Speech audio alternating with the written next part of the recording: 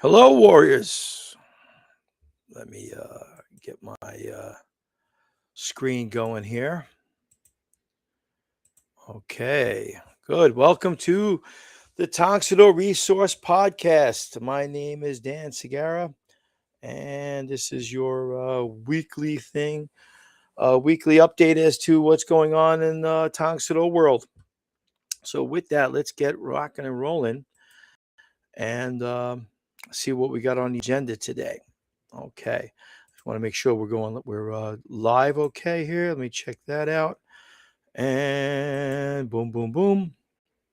We are live. All right.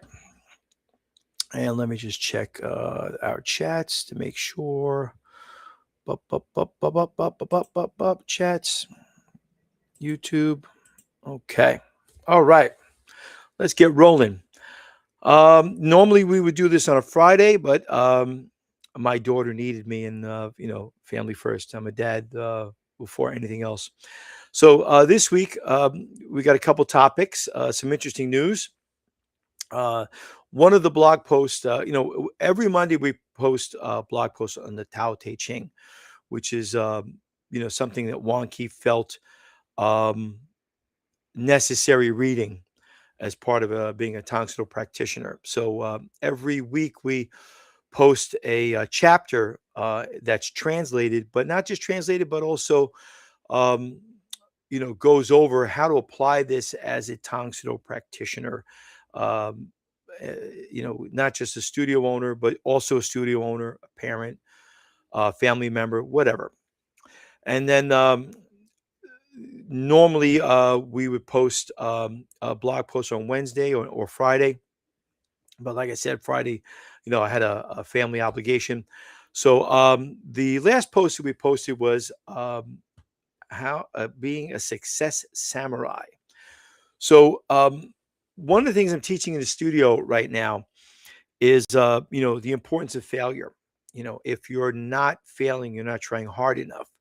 You need to push yourself to your limits so you know what those limits are, and then you can then improve. So there's no losing if you've learned the lesson from the loss. If you learn a lesson, then that's data that you can then use to make yourself better. So we use the analogy of being a success samurai. It just sounds cool, and how a samurai has to not always keep their sword sharp, keep their skills current, have the armor well taken care of, and have good battlefield tactics. So all of these equate to life. Keeping your sword sharp is keeping your skills sharp, keeping your mind sharp. um, Armor is how you go out and deal with stress and the daily challenges. And your tactics are your goals, how to achieve your goals, and how to navigate through life. So we teach this to all of our students, but really the students seem to resonate with the idea of I'm a samurai, I'm a success samurai. And we explain that failure is part of this, and failure is not a thing to be afraid of, but failure is part of the process. And again, if they're not failing, they're not trying hard enough. And why is it important that we take martial arts? Because my favorite expression, I've mentioned this many times, it's a couple times on the podcast, is I'd rather be a warrior in a garden than a gardener in a war. Excuse me. So I have my own little slice of heaven in my backyard, my own little Zen garden, and I have an archway, and it says that in Chinese. I'd rather be a warrior in a garden than a gardener in a war. Um, so we want to have this. We want to have the skills, because it's better to have them and not need them than need them and not have them. So that's a mindset that we really push, in our studio. Okay, so the other thing a topic that we've been working on in the studio is internal movement. Now, what do I mean by that? Well, you know, for example, I was teaching form this morning, and I was teaching my Dom members Jinto, and they're new at it. Some of them are new. I just learned it, a week or two ago, and they're kind of just doing it. The timing is just like, move, move, move, move, move, and they're not getting the bursts of timing, and when to speed up, slow down, when to connect certain motions. So we were discussing that today, and how when it's preformed, right? Form is part of that word, performed. Um, it moves the person, should move the person watching it. They should have an internal movement, um, you know, of your skill demonstration. Moving from movements like in Shinto, where you're going here and then you're going down and up and then to here again. Is trying to explain to them where this is fast, then this part's fast, but then we get to here, we slow down, and that shows the spirit of the form. And learning to create that inside you, that movement inside you, then you can then understand the difference when Grandmaster Wonky talks about, and he talked about this term many, many times over the years in person, when I had the opportunity to train with him, was Zhong Jung Dong, which means stillness in motion, which means keeping our mind still. So if our opponent can create an internal movement in us, like say you go to a tournament, right? And you're doing, let's say, Chinto, for example, and you got four competitors and yourself, and you see this guy doing, you watch him do his forming on, his form's not as good as mine. Oh, his form's not as good as mine. His form's not as good as mine. And then you see the other guy, you go, wow, that's the best Chinto I've ever seen in my life. Now he's moved you internally. And now you might be thinking, oh, well, I might get second or third place if I, do my form well. So their performance created an internal movement in you. And we don't want our opponent to be able to impact us that way internally. We need to have chung chung dong, which, we have an immovable center. It's still, but even though our body is in motion, and so through the practice of doing our form and learning to be present minded, we don't let our mind, because if I'm like worried about that guy's performance versus my performance, then my mind is outside of my body, not inside of my body. So that was one of the things we were trying to teach our students this week, with Success Samurai and failure versus success, and creating that internal movement in yourself, and projecting that energy to everyone watching you, and impacting your opponent that way as well, but not letting it impact you. So I just thought you guys would find that interesting, and that's what we've been working on currently. Okay. So we are coming up with some apps, man, for this Tang Soo resource. If you're not part of Tang Soo resource, you are missing out. Um, the one I put out recently for free, which is the 5-element breathing, which was a free app, which had broke down the 5 elements, or what we call in Tang Soo the ohang, which is part of the ship samse. The ohang is wood, fire, earth, metal, and water. And the 5-element breathing technique explains the elements, how they feed and create each other, and how they control each other. And also the emotions that they create. And when you feel a strong emotion, how you can use, when you equate that to an element, like fire is related to anxiety, how you can use the breathing, the 5-element breathing, to calm yourself down and restore that balance in yourself. So it has simple movement exercises. There's 3 simple ones to do. You can choose which one you like. Then there's meditations. There are 3 meditations on there: sound gong, a candle, and a flower meditation. So that's the 5-element breathing. Coming in April is our daily dojo habit tracker. So yes, I know we're Tang Soo practitioners and we train in dojangs. I said this last week. Um, but we use the word dojo as an acronym standing for, so it's D.O.J.O, standing for determining our journey's outcome. So we like to use that as an acronym. Try to do that with Dojang. It ain't easy. Dojo's easier, so we use that as the acronym. We train in the dojang. I teach my students that. They all know that. So the daily habit tracker will track. Did you meditate that day? Did you work out that day? Did you hydrate properly that day? How was your nutrition? Um, are you on track with your goals? And you would just click, click, click, click, click, click a bunch of buttons that day, and then they lock out, and you get points for that. And then you come back the next day, and if you do that for so many days, you'll unlock what we call secret scrolls, which will be reading, which is be digital books that I'm sharing, translations and so forth. So the Daily Dojo Habit Tracker is a really good, going to be a really great app for Tang Soo practitioners. And it's going to have challenges on there too. So there'll be a monthly challenge you can do. You earn these badges. It's really cool. It's a cool, neat app. Um, Budo the Mouse, the movie. I'm working on a movie.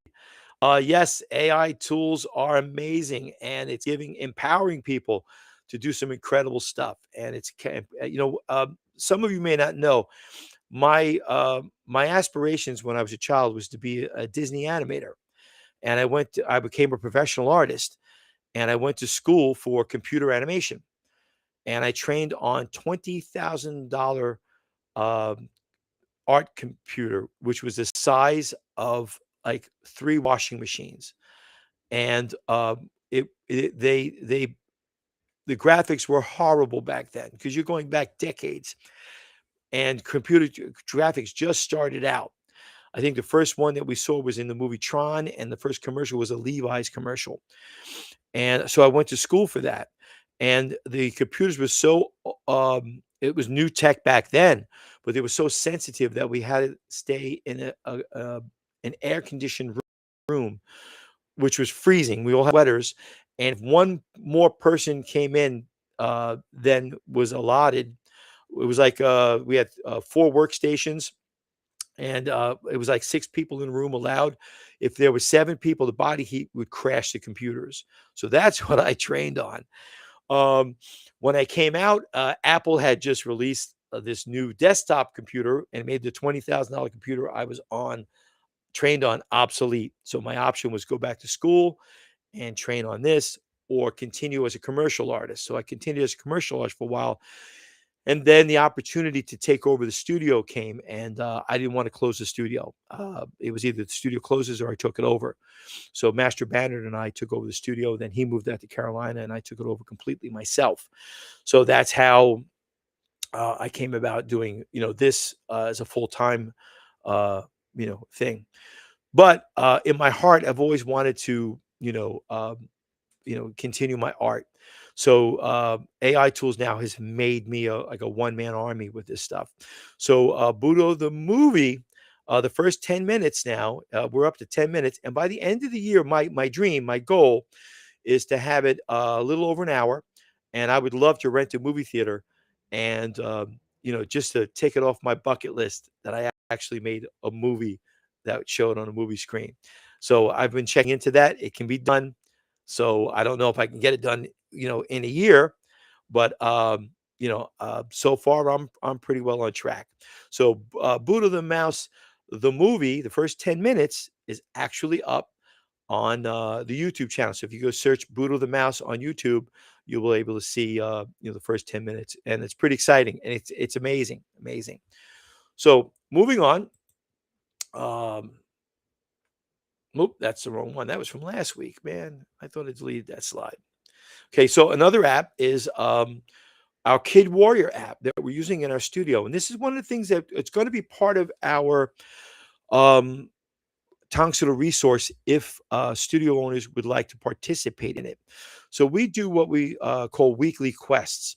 Weekly quests are tasks, simple tasks that the kids can do at home Uh, One of them is this taping an affirmation that we give them to the bathroom mirror and saying it every day, and then they check that off Monday through Sunday, and then they get the next quest, and that could be making their bed for 1 week, and of course they would continue it beyond that week, and then they get the next quest, and that quest might be learning to introduce themselves and shake hands with people.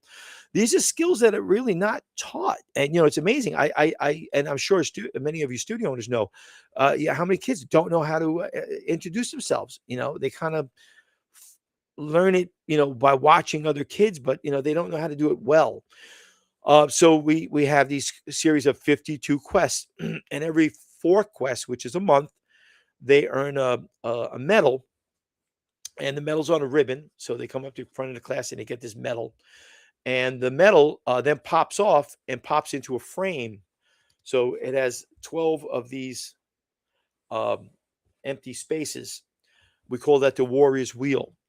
And it's just a really cool idea that kind of I got from movies like The Last Dragon, where he collected the belt buckles and put them around like that.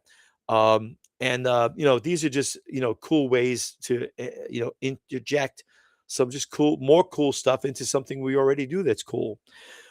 So for studio owners, we have these quests as part of our Tang Soo resource, but we're also going to be allowing studio owners to have their students participate using our app. So the Kid Warrior app is really amazing because it tracks all of their stuff, but it has games on it they unlock. And this game here is basically kind of like a color memory game like Simon, but there's two opponents. So if you remember the sequence, your opponent loses a heart. If you mess up the sequence, you lose a heart, your character. And then if you beat them, you go to the next opponent. And there's just a whole bunch of really cool games like that the kids unlock. There's meditations on here. So, for example, let me and let me see if I can get into here. Yes, it's asking me to ID my face. Okay, begin the quest. You can see that it's got Buddha the mouse on there. We go to our quest. We choose our quest. So they would use the number that we're teaching in class that week. And then there's the quest that they work on. And then they click it when they complete it. And then they go to, and this shows their progress tracker. And then there's meditations here. So we choose a meditation. There's a gong meditation currently and a flower one, similar to the other app that we have. So very powerful app. Another thing that separates my studio from my competitors. We embrace the technology and we use it to enhance our program, not to replace anything in our program. And dun dun dun, Budo the Map Book 2 is out now. It's available on our website, and it is twice, literally double the amount of story, double the amount of art, double the amount of pages is Boodle the Mouse Book 1. I mean, this is an epic story. It's got a lot of twists and turns. It's very exciting, very cool. We're doing an event here on the 18th, a book signing, and this is a powerful way for studio owners to get into studios using my book.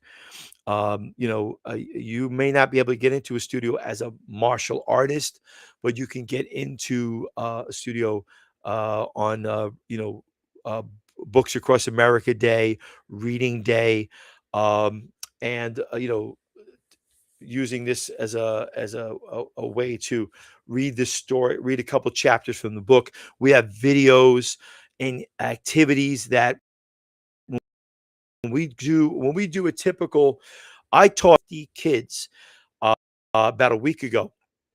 At assembly, I did 3 assemblies of 150 kids each, and we showed them a couple chapters animated from the book.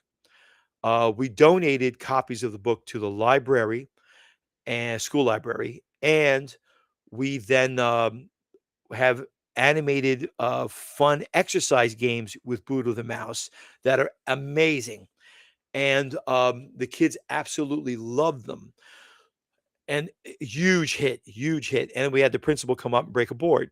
Um, and then we invited everyone and gave everyone flyers to come to our studio last Saturday, and that was a big hit. So we people in a part of a Tungsten resource have an opportunity to connect with me and learn how to do that. To help enhance their program as well. So Buddha the Mouse Book 2. Speaking of another book, here we go. My friend Cynthia Rothrock. She is amazing. I mean, this woman is like ageless. I mean, she just looks better and better every year. It's just amazing. I mean, I don't know what her secret is, man, but so I've got her book. It's awesome. I'm halfway through it now, and it's really interesting because she gives you an insight into what it's like being in martial art kung fu movies, and what she went through too.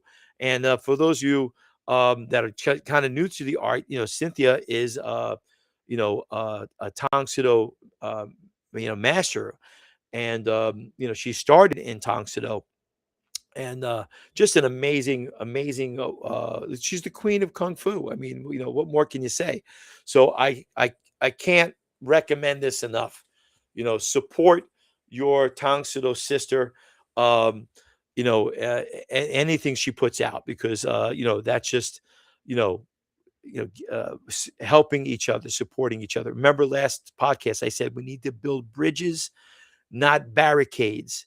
And everybody should be pointing out Cynthia's connection to our art if you're a Tang Soo practitioner, because um, that just shows people how far they can go if they have the right mindset like Cynthia, and a good foundation like Cynthia has in Tang Soo. But amazing human being, and I wish her the best of luck with the book. Get the book. I can't recommend it enough. So, with that, I want to remind everybody to like and subscribe. If you're just watching the podcast, um, you need to support, man. We need to build our numbers. We need to get the algorithm to get eyeballs on Tang Soo, on us. So when you share this and you like this and you subscribe and click the little bell notification, you're telling the algorithm that Tang Soo is something important, and that just comes back to any videos that you put up. And remember, Google owns YouTube, and Google is also the search engine. And when people are not typing in Tang Soo when they're looking for an art, they're just typing in martial arts near me, kids martial arts near me, self defense near me, or self defense in my town. So you know we want to feed the algorithm and teach the algorithm, that Tang Soo is a very valuable and still strong martial art. And by putting that in your social media content, mentioning that your art is Tang Soo, um, mentioning that on any videos, and putting it in the titles of the videos, supporting Tang Soo, you know, involved websites and Tang Soo content creators. You're just teaching that algorithm to keep pushing it out there. So please like and subscribe, but also recommend this to your friends. Feel free to share this on your website. Starting next podcast, I'm going to be adding little technical tip videos. So we're going to cut to a video of me doing a teaching tip. It could be a sparring combination, could be anything. But we're going to be adding that to add more value to the podcast. So with that, I thank you for being with me this week, and I thank you for your support. And I look forward to seeing you next week. So Warriors, have a great week, and train hard, train strong, train smart.